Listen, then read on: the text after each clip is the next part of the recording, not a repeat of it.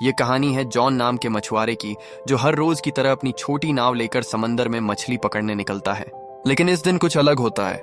अचानक चारों तरफ घना कोहरा छा जाता है और दूर दूर तक कुछ दिखाई नहीं देता। जॉन रास्ता भटक जाता है और इधर उधर भटकते भटकते उसे एक सुनसान नाव नजर आती है। जिज्ञासावश वह अपनी नाव उस नाव से बांधता है और अंदर जाकर देखने का फैसला करता है। जैसे ही वह उस नाव के भीतर जाता है, उसके होश उड़ जाते हैं। पूरी नाव खाली थी, न कोई इंसान न कोई आवाज, बस रहस्यमयी सन्नाटा। जॉन जब उस रहस्यमयी नाव में गया तो सब कुछ बिल्कुल सामान्य लगा। खाना ताजा था, कपड़े करीने से रखे थे और हर जगह इंसानी मौजूदगी के संकेत थे, लेकिन वहां कोई था नहीं।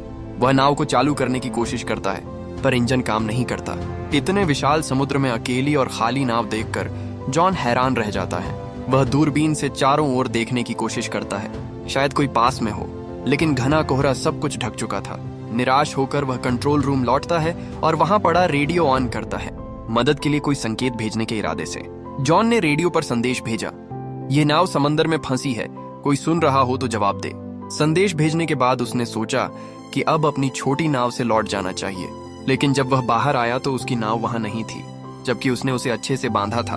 उसकी हैरानी और बढ़ गई जब देखा कि अब चारों ओर फैला कोहरा भी अचानक साफ हो गया था और आसमान एकदम खुला था। अब दोपहर का समय हो चुका था।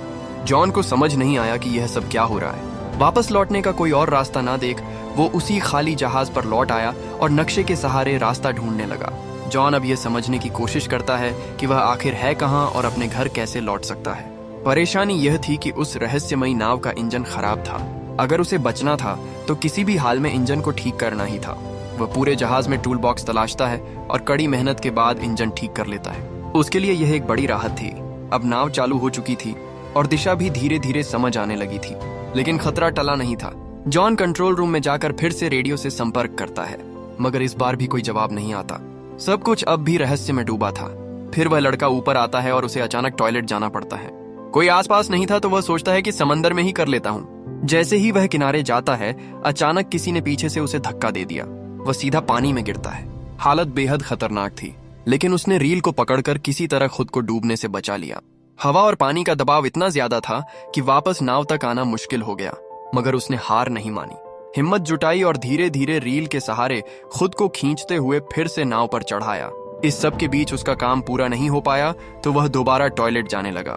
जैसे ही वह नीचे पहुंचा, अचानक किसी ने जोर से दरवाजा बंद कर दिया। जॉन ने पहले इसे हवा का असर समझा और ध्यान नहीं दिया, लेकिन जब बाहर निकलने की कोशिश की तो देखा कि दरवाजा अंदर से बंद हो चुका है। अब वह हैरान रह गया। उसने दरवाजा खोलने की हर कोशिश की, यहाँ तक कि जेब से एक सिक्का निकालकर ताले में फंसाकर भी खोलने की कोशिश की, मगर सब बेकार गया। अब उसे लगने लगा कि इस जहाज पर वह अकेला नहीं है। कोई है जो उसे परेशान कर रहा है, जो दिखता नहीं लेकिन हर वक्त मौजूद है। उसे लगने लगा जैसे कोई उसके साथ बेरहमी से खेल रहा हो। वह जोर से चिल्लाया, कृपया जो भी हो दरवाजा खोल दो, मैं कोई चोर नहीं, बस देखने आया हूँ। लेकिन कोई जवाब नहीं आया। अब उसे समझ आ गया कि मदद की उम्मीद बेकार है। वह कीबिन की तरफ बढ़ा और अंदर जाकर जो देखा उससे उसकी रूह कांप गई। वहां खून के धब्बे थे, डरावना माहौल था, पर उसने डर को नजरअंदाज किया और एक कैंची उठाकर दरवाजा खोलने की कोशिश की, लेकिन ताला अब भी नहीं खुला। तभी पूरी नाव जोर जोर से हिलने लगी, जैसे कुछ बड़ा होने वाला हो। जॉन बेहद घबराया हुआ था। तभी उसकी नजर ऊपर की एक खिड़की पर पड़ी। वह किसी तरह उस खिड़की से बाहर निकला और चारों ओर देखा। दूर से एक विशाल कार्गो जहाज उसकी ओर आता नजर आया। उसकी दिशा सीधी उसी नाव की ओर थी। जॉन को समझ आ गया कि अगर वह जहाज टकराया तो सब खत्म हो जाएगा। अब उसे हर हाल में अपनी जान बचानी थी। उसने सिग्नल देने का सोचा, लेकिन उसके पास कुछ था नहीं।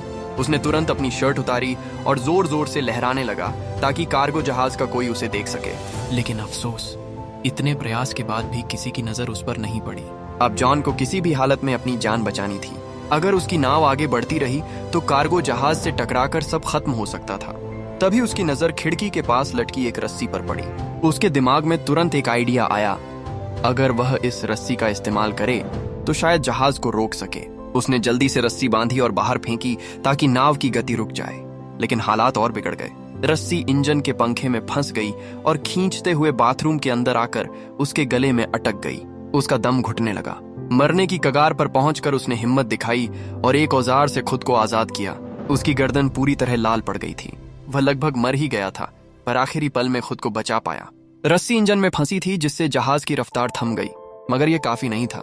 भारी कार्गो जहाज फिर भी उससे टकरा गया। जोरदार टक्कर से उसका जहाज बुरी तरह हिल गया और जॉन जमीन पर गिरकर बेहोश हो गया। उसके सिर में गहरी चोट लगी थी। कुछ देर बाद जब उसे होश आया तो उसने देखा कि बाथरूम पानी से भर चुका था। मगर सबसे हैरान करने वाली बात यह थी कि वह समुद्र का खारा पानी नहीं बल्कि एकदम साफ और मीठा पानी था, जैसे कोई जानबूझकर उसे डराने की कोशिश कर रहा हो। वो एक बार फिर टूटकर भीख मांगता है, चाहे तुम जो भी हो, प्लीज मुझे जाने दो। लेकिन फिर भी कोई जवाब नहीं आता। अब वो भूखा, प्यासा और बेहद कमजोर हो चुका था।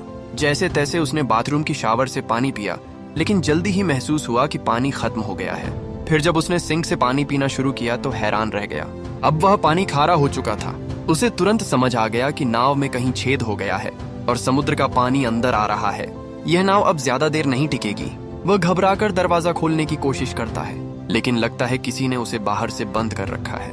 रात का समय था और ऊपर से दिखा कि कोई अदृश्य, शायद दुष्ट शक्ति इस नाव को नियंत्रित कर रही थी। पानी तेजी से बढ़ रहा था और जॉन थककर सो गया। रात में समंदर में भयानक तूफान आया, जिससे नाव बुरी तरह टूट गई और जॉन भी गंभीर रूप से घायल हो गया।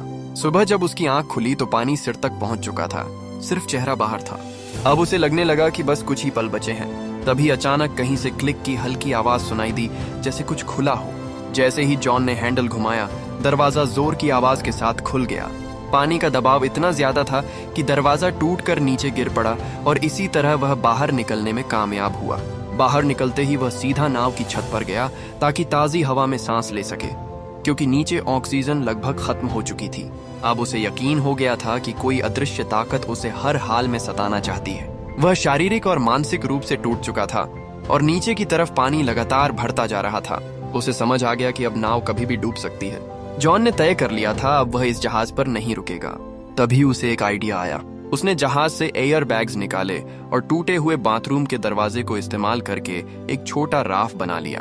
उसने सब कुछ मजबूती से बांधा ताकि राफ्ट टिक सके, लेकिन राफ्ट चलाने के लिए उसे कुछ और जरूरी सामान भी चाहिए था। उसने जहाज से खाना, पानी और जरूरी औजार जमा किए और खुद को पूरी तरह तैयार किया। फिर बिना पीछे देखे वह जहाज से उतर गया और राफ्ट पर सवार होकर धीरे धीरे समंदर में आगे बढ़ने लगा। वह राफ्ट पर था और उसके सामने वही बड़ी नाव अब भी खड़ी थी। कई घंटे गुजर गए, लेकिन ना तो वह ज्यादा दूर जा पाया और ना ही वह नाव डूबी, जिसे वह समझ रहा था कि 5 से 10 मिनट में डूब जाएगी। वह अब भी उसी हालत में थी। तभी उसके दिमाग में एक आइडिया आया। अगर यह नाव अभी तक नहीं डूबी तो क्यों ना इसके रिसाव को ठीक कर लिया जाए। अगर ऐसा हो गया तो वह इस मजबूत नाव से आराम से सफर कर सकता है। यह सोचकर वह वापस नाव के पास गया। सबसे पहले उसने रिसाव को ठीक किया, फिर पाइप और औजारों से एक पंप तैयार किया ताकि पानी बाहर निकाला जा सके। उसने जो पंप बनाया था उसकी मदद से नाव में भरा समुद्र का पानी धीरे धीरे बाहर निकल गया। रिसाव ठीक करने और पानी हटाने के बाद उसने जहाज की बाकी दिक्कतें भी ठीक कर दी।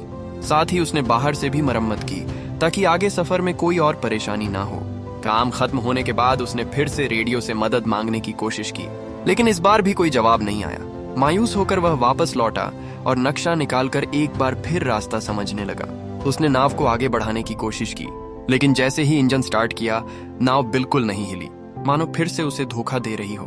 वो नाव एकदम स्थिर थी, जैसे पानी में जड़ हो गई हो, और यही सोच उसे अंदर से तोड़ रही थी। वह पूरी तरह थक चुका था, उम्मीदें खत्म हो रही थीं। तभी दूर से उसने एक और जहाज आते देखा। अब उसके पास बस एक ही रास्ता था, अपने छोटे राफ्ट से उस जहाज तक पहुंचना। वो तुरंत राफ्ट पर चढ़ा और तेजी से उस जहाज की ओर बढ़ा। लेकिन तभी वह जहाज अचानक हिलने लगा और जॉन की तरफ तेजी से बढ़ने लगा, जैसे किसी ने उसे जानबूझकर उसकी ओर भेजा हो। जॉन ने अपनी रफ्तार बढ़ाई, लेकिन वह विशाल जहाज और भी तेज हो गया, और ठीक इससे पहले कि वह जहाज उसे टकराता, जॉन ने आखिरी कोशिश की और अपने बोट से कूदकर उस दूसरी नाव तक तैरने का फैसला किया जो दूर जाती दिख रही थी। लेकिन जब तक वह वहां पहुंचा, वह नाव गायब हो चुकी थी। तभी उसे एहसास हुआ कि इस रहस्यमयी नाव पर कोई बुरी ताकत है जो उसे कहीं जाने नहीं दे रही। उसने सोच लिया था कि चाहे जान चली जाए, वह इस नाव पर वापस नहीं जाएगा। लेकिन शाम तक पानी में तैरते तैरते ठंड बढ़ने लगी। नीचे डॉल्फिन्स तैर रही थी, पर पानी का तापमान बहुत गिर चुका था। ठंड सहन न हो पाने पर मजबूरी में वो फिर उसी नाव पर लौट आया। वो इतना थक और बीमार हो चुका था कि कुछ सोच पाने की हालत में नहीं था। बस चुपचाप एक कंबल ओढ़कर कमरे में सो गया। सुबह जब उसकी आंख खुली तो उसने फिर से इस जहाज से निकलने का फैसला किया, लेकिन अब एक और झटका मिला। कमरे का दरवाजा बंद था वह घबरा गया और धीरे धीरे मानसिक रूप से टूटने लगा। उसे कुछ समझ नहीं आ रहा था कि आखिर यह सब उसके साथ क्यों हो रहा है। तभी उसकी नजर कमरे में मौजूद एक छोटी सी केबिन पर पड़ी। उसने जैसे ही उसे खोला, ऊपर की ओर एक रास्ता नजर आया, एक वेंटिलेशन जिससे बाहर निकला जा सकता था। वह उस केबिन में घुस गया जो एक तंग स्टोरेज एरिया था। हर बार जब वह स्टोरेज एरिया से ऊपर चढ़ने की कोशिश करता, फिसलकर नीचे गिर जाता। गिरने से उसे कई चोटें भी आई, मगर उसने हार नहीं मानी। बार बार गिरते हुए आखिरकार वह फिर से ऊपर पहुंचा और उस वेंट की खिड़की को खोलने की कोशिश की, लेकिन वह टस से मस नहीं हुई। ऐसा लग रहा था जैसे उसे जानबूझकर सील कर दिया गया हो। अब वहां की ऑक्सीजन भी तेजी से खत्म हो रही थी। सांस लेना मुश्किल हो रहा था। नीचे का दरवाजा भी बंद था। वह वापस कमरे में नहीं जा पा रहा था। उसे लगने लगा कि अब यही उसका आखिरी समय है। लेकिन तभी उसने फिर से वही क्लिक की रहस्यमयी आवाज सुनी। जैसे ही केबिन की खिड़की क्लिक की आवाज के साथ खुली, जॉन बिना समय गवाए बाहर निकल आया। ताजी हवा ने उसे थोड़ी राहत दी। बाहर आकर उसने देखा कि नाव एक छोटे से द्वीप की ओर बढ़ रही थी। यह देखकर उसके मन में उम्मीद जगी कि शायद अब वह इस डरावनी नाव से हमेशा के लिए आजाद हो जाएगा। जैसे ही नाव किनारे पहुंची, वह फौरन उतर गया। उसे लगा कि इस द्वीप पर जरूर कोई है जो इस सब का जिम्मेदार है। गुस्से में उसने एक डंडा उठाया और द्वीप की तलाश शुरू की, लेकिन जल्द ही हैरान रह गया। पूरे द्वीप पर इंसान का कोई भी निशान नहीं था। अब जॉन फिर से गुस्से और डर से भर गया था। जैसे ही वह उस द्वीप से बाहर निकला, एक नया दृश्य उसकी आंखों के सामने आया। वही रहस्यमय नाव जो उसे यहाँ लाई थी, अब शांत समंदर में आगे बढ़ रही थी, जैसे किसी और शिकार की तलाश में हो। यह देखकर जॉन को पूरी तरह यकीन हो गया कि यह नाव और यह द्वीप किसी बुरी ताकत के अधीन है। उसे अब हर हाल में यहाँ से निकलना था।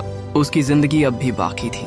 वह खोजबीन करता हुआ द्वीप की सबसे ऊंची चोटी पर पहुंचा और वहां से उसने दूर एक और द्वीप देखा, लेकिन वह इतना दूर था कि वहां क्या हो रहा है ये वह देख नहीं पाया। जैसे जैसे जॉन द्वीप पर घूमता रहा, वो धीरे धीरे पीछे की ओर आ गया, लेकिन जब वह वहां पहुंचा तो उसकी आंखें फटी की फटी रह गईं। ये वही जगह थी जहां से उसकी यात्रा की शुरुआत हुई थी। सब कुछ वैसा ही था। वही उसकी पुरानी नाव ठीक उसी जगह बंधी हुई और वही लोग, जैसे कुछ बदला ही ना हो। पूरा माहौल पहले जैसा था, जैसे कुछ हुआ ही नहीं। जॉन एकटक सब देख रहा था। उसे यकीन नहीं हो रहा था कि यह सब एक बुरे सपने जैसा लगने वाला अनुभव असल में उसके साथ घटा था। लेकिन अब सवाल उठता था, उसकी नाव वहां दोबारा कैसे पहुंची और इस द्वीप की सच्चाई क्या थी? जॉन जब द्वीप के पीछे पहुंचा तो हैरान रह गया। वही जगह, वही नाव, वही लोग, जैसे कुछ भी नहीं बदला। उसे यकीन नहीं हो रहा था कि यह सब असल था या कोई बुरा सपना। मगर जो कुछ उसने झेला वो वाकई में सच थी। अगर आपको ये कहानी अच्छी लगी तो वीडियो को लाइक करें और साथ ही चैनल को भी सब्सक्राइब करें, ताकि आगे आपको और भी अच्छी अच्छी कहानी सुनने और देखने को मिले।